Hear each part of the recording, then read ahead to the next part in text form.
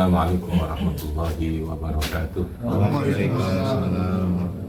Alhamdulillah wassalatu wassalamu ala Rasulillah wa ala alihi wa sahbihi wa mawala. Subhanaka la ilma lana illa ma 'allamtana innaka antal alimul hakim. Rabbi shrah li sadri wa yassir li amri wa hlul 'uqdatam min lisani yafqahu qawli. Amma ba'd. Jadi kita lanjutkan kajian kita tentang sistem hukum dalam Islam. Yang kemarin sudah kita bahas tentang fikih ibadah haji atau manasik. Ya, dalam haji ada rukun, ada wajib, ada sunnah. Kemudian ada muharramatil ihram. Ya, dan sudah kita mulai dengan ihram. Ihram itu niat melaksanakan ibadah haji atau niat melaksanakan ibadah umroh, itu namanya ihram. Ini masuk kategori rukun dalam haji. Nah, ihram ini ada ketentuan dalam hal melaksanakan niat untuk haji atau umroh ini yang disebut ihram itu ada ketentuan baik dari segi waktu maupun tempat. Waktu dan tempat itu namanya miqat. Ada miqat zamani, ada miqat maka. Kalau mengikut zaman itu niat haji dibatasi pada bulan Syawal, Dzulqa'dah dan Dzulhijjah. Itu orang boleh mulai niat melaksanakan ibadah haji. Tetapi tentu pelaksanaannya nanti ya sesuai dengan jadwal tanggal, ya sesuai dengan tanggal maksudnya. Ketentuan waktu sesuai dengan waktu yang ditentukan. Kalau wukuf ya tentu tanggal 9 Dzulhijjah. Kalau itu melempar Jumratil Aqabah ya berarti tanggal 10 Dzulhijjah. Pas Rioyo itu ya. Itulah kan. Kalau itu lempar Jamarat yang Ula Wusta Aqabah, maka itu pada tanggal 11, 12 dan atau sampai tanggal 13. Dan dia kata orang Syawal sudah niat haji, maka dia harus menunggu begitu lama, dan ini hampir tidak ada yang mau melakukan itu, artinya yang memilih itu ya, karena dalam ihram nanti ada namanya muharramatil ihram, hal-hal yang harus dijaga yang tidak boleh dilakukan di dalam ihram, yang itu punya konsekuensi namanya fidyah atau dam, fidyah dan dam ya, fidyah dan dam. Jadi saya ulangi, yang pertama dalam rukun haji yang harus dilakukan adalah ihram. Bagaimana niat ihram? Kalau untuk dirinya sendiri niatnya itu labbaik Allahumma hajjan, atau kalau umrah labbaik Allahumma umratan. Kalau dalam umrah tidak ada miqat zaman ya, kalau umrah tidak ada batas waktu, boleh kapan saja kita niat umrah. Kalau makan ini sama, harus dilakukan bagi mereka yang masuk dalam kota Makkah itu. Tapi bagi yang di dalam, untuk umrah sudah ada tempat-tempat yang kemarin saya jelaskan ketika dia akan melakukan ihram. Nah, niat yang dilakukan adalah kalau untuk dirinya sendiri labbaik Allahumma hajjan atau labbaik Allahumma umratan, atau kalau haji kiran ya labbaik Allahumma hajjan wa umratan, atau nawaitu al-hajjah wa akhramtu bihi, sama ya, harus ada niat itu. Dan niat itu sama mahallun niat fil qalb. Niat itu harus dilakukan dalam hati, di miqat, di tempat yang tadi ini ya, kita awal masuk dalam wilayah Mekah. Sebelum masuk dalam wilayah Mekah ada miqat, ada batas tempat, ada startnya ya. Sama dengan sholat itu miqatnya di mana kita niat, tapi ya di takbiratul ihram, paham ya? Di awal dari kita melakukan perbuatan sholat itu, awal perbuatannya yaitu takbiratul ihram, di situ disertai dengan niat. Kalau di wudu, mikotnya di mana niat?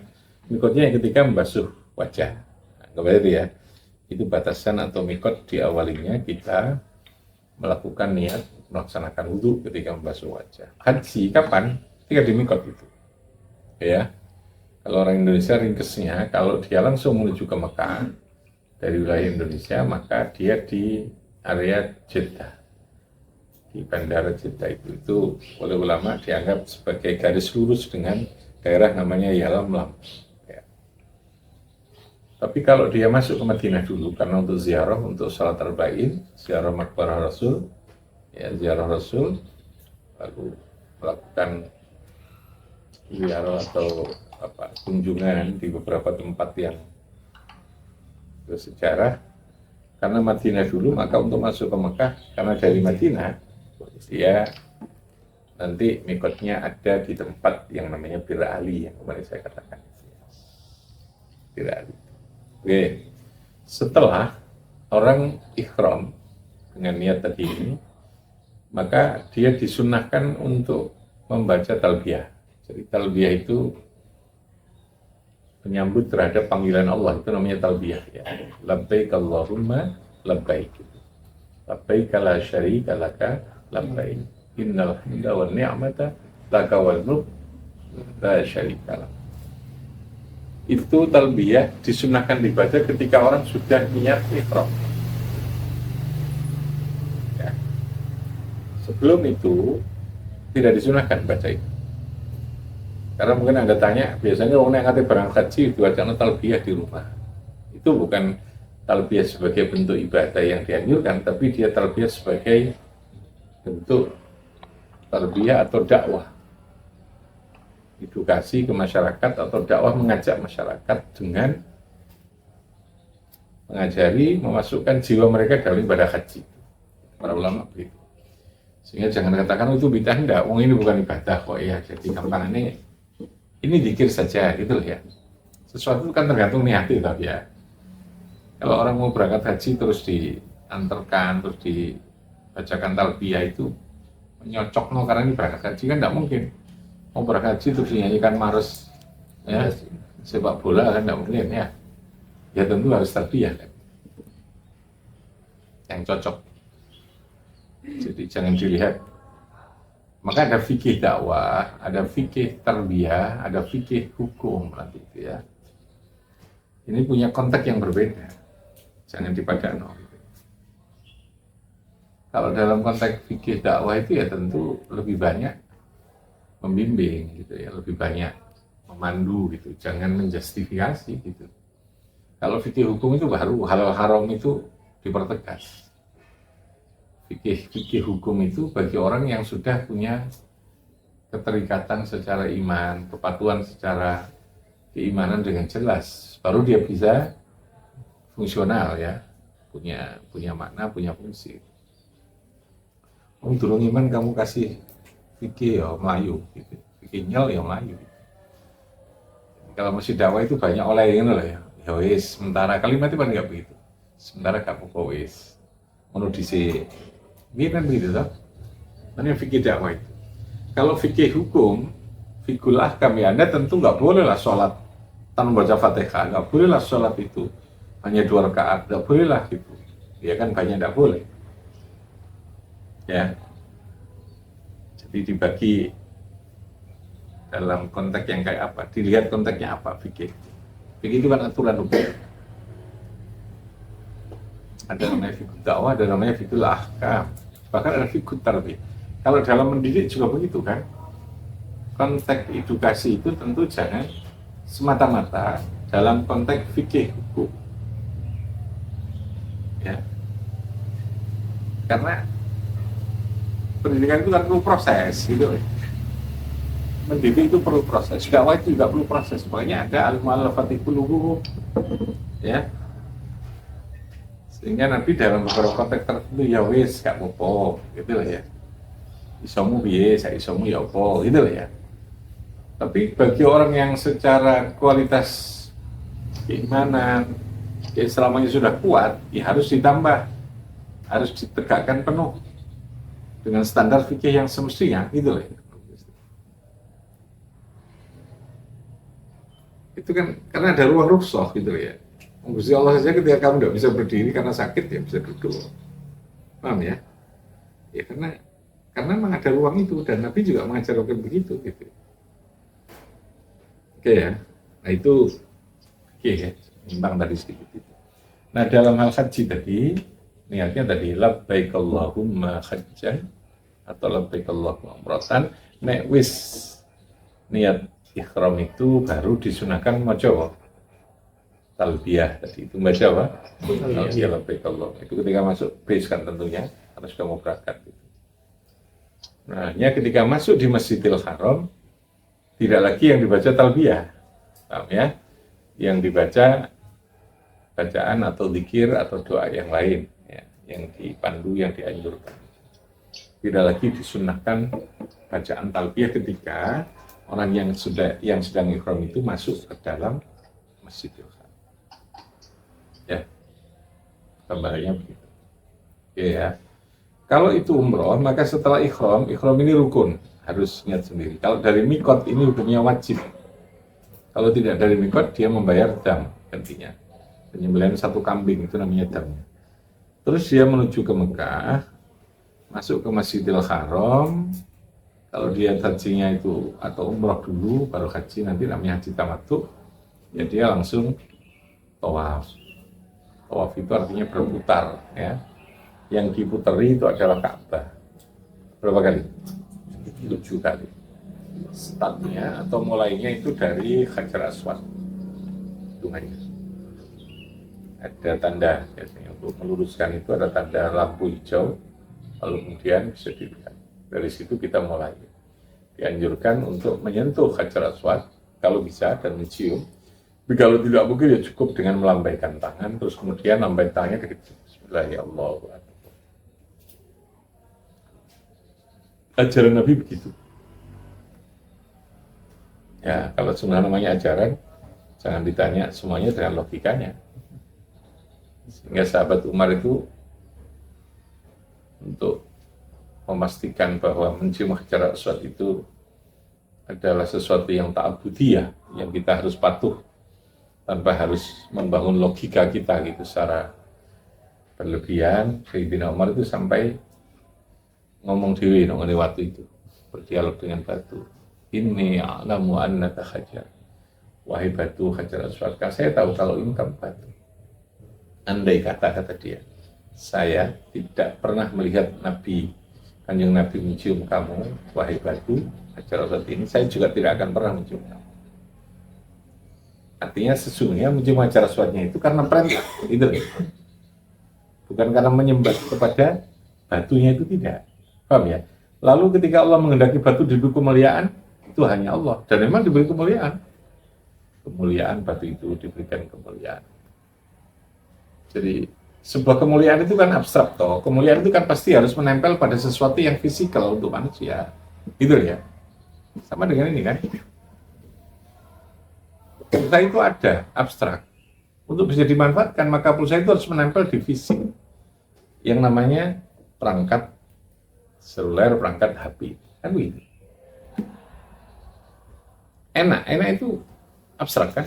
Makanan itu enak, kan tapi harus menempel dia. Ya, menempel di makanan, mau itu sate, mau itu onde-onde, gitu ya. Harus ada fisiknya, sama dengan itu. Yang beri enak itu siapa ya? Gusti Allah. Bahwa makan itu enak. Paham ya? Kalau daging itu kan berdoa. Tapi lalu menjadi berbeda, siapa yang bedakan? Gusti Allah. Lalu punya rasa yang berbeda, gitu kan? Jadi jangan terlalu ekstrim.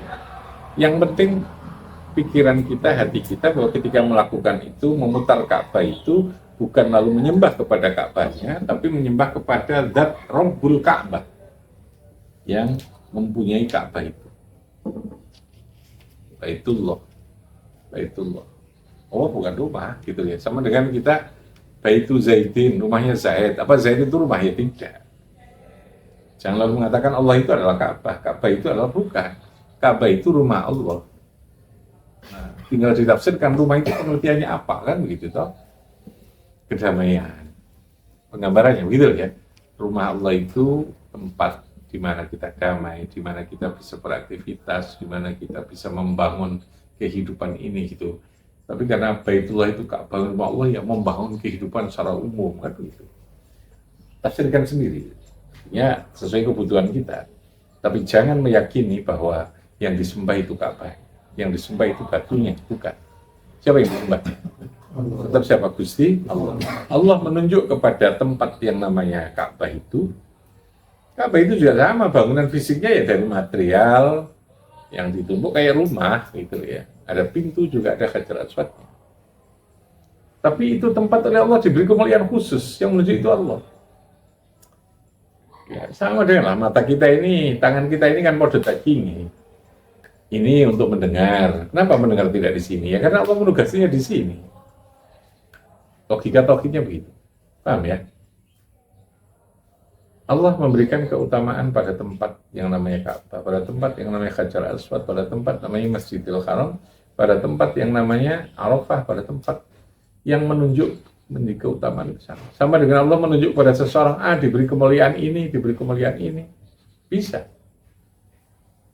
Saya menyebutnya itu penugasan, pengamanatan atas sesuatu fungsi tertentu untuk kehidupan.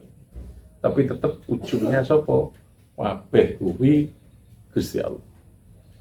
Ya, tidak boleh mandek di situ gitu ya.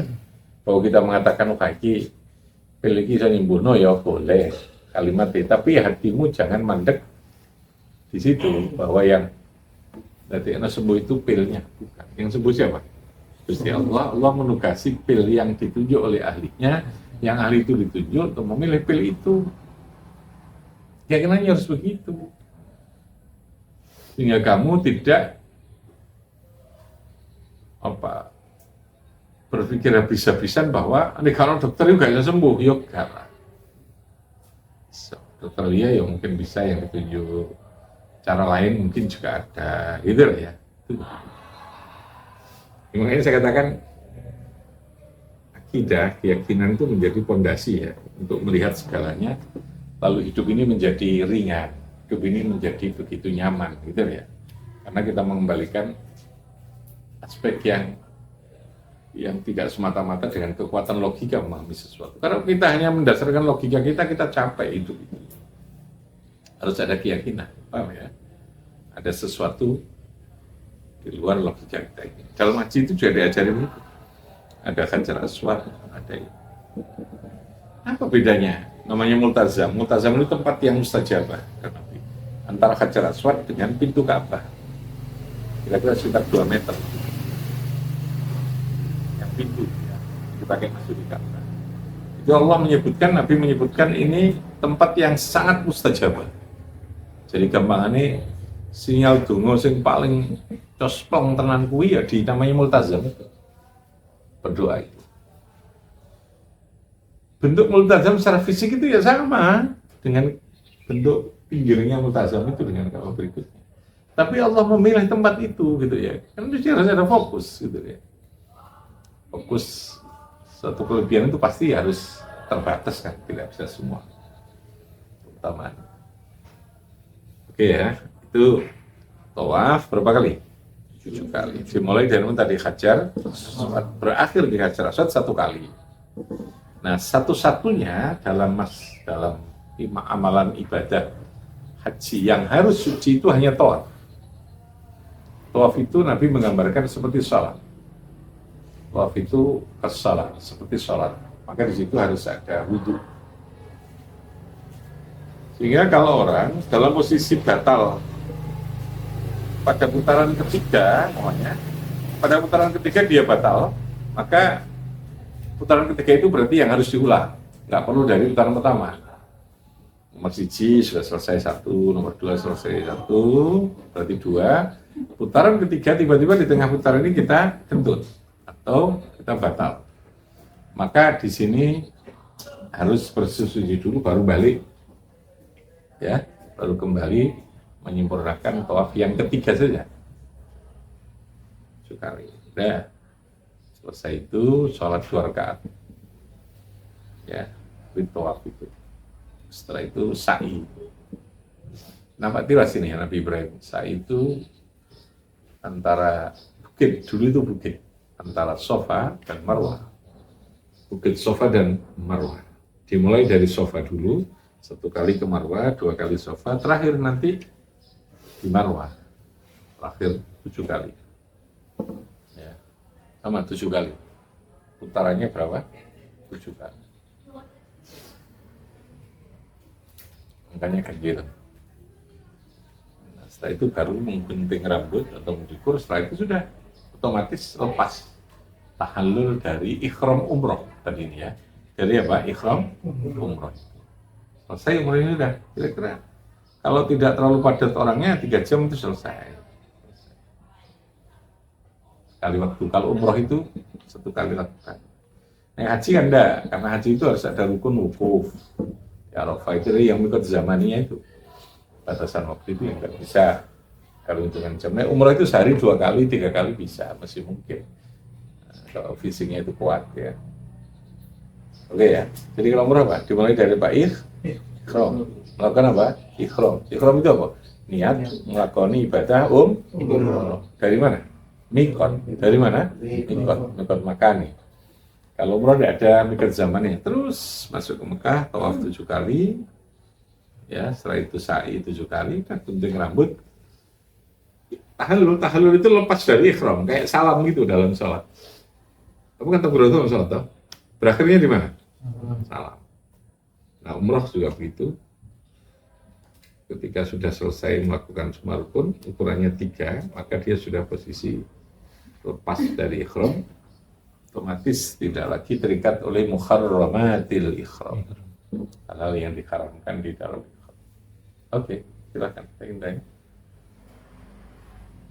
Ayo, syahidah. Aku tebak. Ya. Mau tanya 2 hal. Oke. Mau tanya tentang ini, Bang.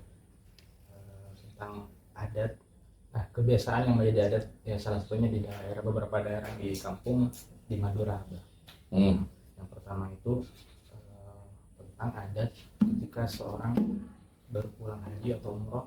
Nah, terkadang dari si pelaku, si yang haji itu dia request atau minta untuk diarah. Sisi lain, Bang, terkadang beliaunya tidak meminta, tapi sisi keluarganya menunggu itu yang meminta.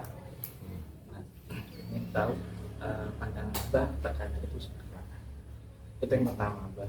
Nah, yang kedua, yang saya pahami, Abah, ya bulan haji itu kan termasuk hal yang abstrak. Jadi Abah bilang, nah, ketika hal yang abstrak itu disandingkan dengan seseorang, maka itu akan menjadi menaikkan seperti derajat seorang itu kalau di Madura yang saya pahami. Nah, makanya beberapa orang yang sudah pernah ke Mekah, entah itu haji atau umroh, pasti akan disandingkan dengan haji itu. Seperti ketika saya pernah haji, maka ketika saya mengirim strategi, saya bilangnya Ciari. Ciari gitu. Ciari. Nah, ketika kalau nggak disuruh haji marah ya. Kalau nggak dipanggil haji marah sih kalau sudah haji. Ada beberapa yang tersinggung, ada yang doktrin terkait dengan sesuatu yang bukan agama, yang untuk menghormati ibadah itu terlalu kuat gitu ya. Nah, saya melihatnya koreksinya, kalau kita melihat ini harus diilmoni itu ya, harus ada rasionalitasnya. Ilmu itu berarti rasionalitas ya, diilmoni secara benar tentang agama. Bisa kita memuliakan unsur ibadah karena nggak ketemu lama, atau karena dia pulang dari tempat yang suci, ya mestinya sewajarnya gitu ya. Tidak membebani, tidak terlalu menimbulkan problem, tidak menimbulkan orang lalu merasa hebat, kesombongan, arogansi, macam-macam lah. Tidak menimbulkan itu maksudnya. Kalau kita menghormati orang tamu itu kan menghormati kedatangan, ya tidak apa-apa lah, makan secukupnya. Berkata gede-gedean, selamatan teko, mangan-manganan dan seterusnya. Ya satu sisi mungkin om di duit, orang wopo banyak di duit. Tapi kalau itu ada terlalu dianggap menjadi keharusan, itu kan beban. Sehingga agama itu menjadi beban. Yang mestinya bisa nyekolahkan anak dengan baik, tidak bisa. Repot memang ya. Sekolah itu jalur gratis, mondok jalur gratis, tapi urusan selamatan haji itu geden-gedenan luar biasa karena unsurnya seringkali udah ya. Bukan lagi agama, tapi persoalan sosial tadi itu. Tensi sosial. Nah, hukum itu seringkali menjadi beban. Agama itu lalu menjadi ketok, jadi problem, jadi beban. Ketika sudah masuk pada wilayah perda MBGN yang namanya adat tadi. Maka kita harus memberikan rasionalisasi, tapi jangan terlalu rasional juga. Orang nanti tidak punya jiwa untuk menghormati, gitu ya. Ya, Indo itu saya kira sedengan lah. Ya, Indo sing asli ya. Islam tan tak cukup gitu kan itu ya. Paham ya? Jangan seperti Muhammadiyah juga atau kelompok yang Wahabi yang tak pikir mau mati wis gak direken. Ora ono sing pametan, gak ono sing ndongakno. Itu juga terlalu sadis lah gitu.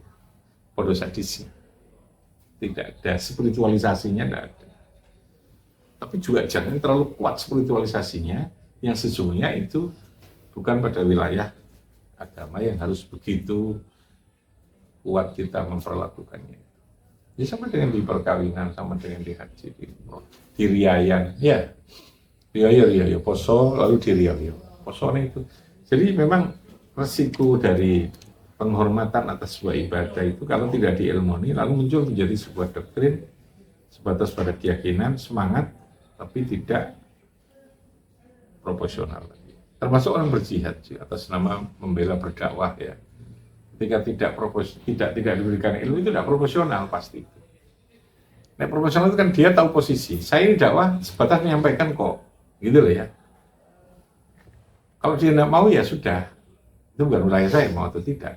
Tapi dia hanya didoktrin, pokoknya kamu harus dakwah itu wajib.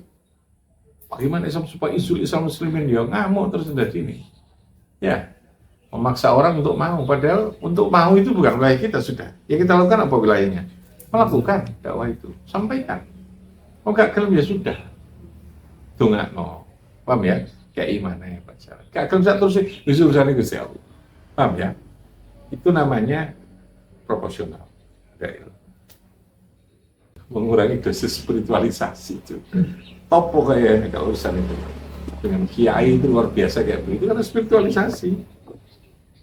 Kadang kehilangan rasionalitas itu juga. Itu yang dikritik banyak orang yang anti pesantren kan itu sesungguhnya.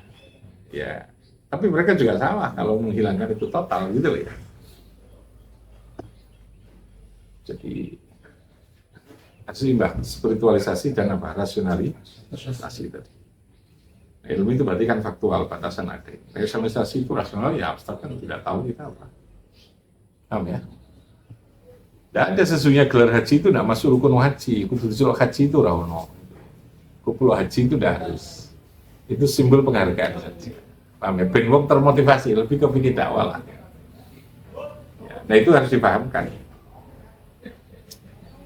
Istilah Gus Pak, cokulan gaji lah. Sakno mesti gak iso gaji, kok merasa nolong sok gitu.